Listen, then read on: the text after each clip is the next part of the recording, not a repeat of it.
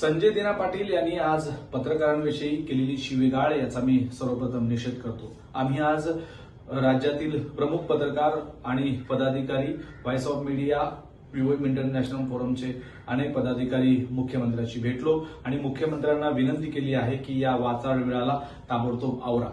असं आहे की महाराष्ट्रामध्ये सध्या राजकीय वातावरण खूप गढूळ झालेलं आहे आणि या गढूळ राजकारणामध्ये जेव्हा पत्रकार आपली बातमीदारी करायला जातो तेव्हा त्याला शिव्याची लाखोटी व्हायला जाते। तुमच्यात हिंमत आहे तर तुम्ही थेट तुमच्यावर टीका करणाऱ्या लोकांशी बोला, त्यात पत्रकारांचा दोष काय? पत्रकार हा प्रामाणिकपणे या लोकशाहीचा एक खरा आधारस्तंभ म्हणून काम करतोय आणि तीच भूमिका घेऊन पत्रकार आज पाटील यांना विचारपूस करण्यासाठी गेले होते। पण पाटील यांची एकूण मुजोरी पाहिली तर लक्षात असं येते की हा प्रचंड माज आहे, हा सत्तेचा माज आहे, पैशाचा माज आहे। किती खून केले, कोणावर खून केले, काय अत्याचार केले या स्वरूपाच्या धमक्या पत्रकारांना देण्याची काही गरज नाही।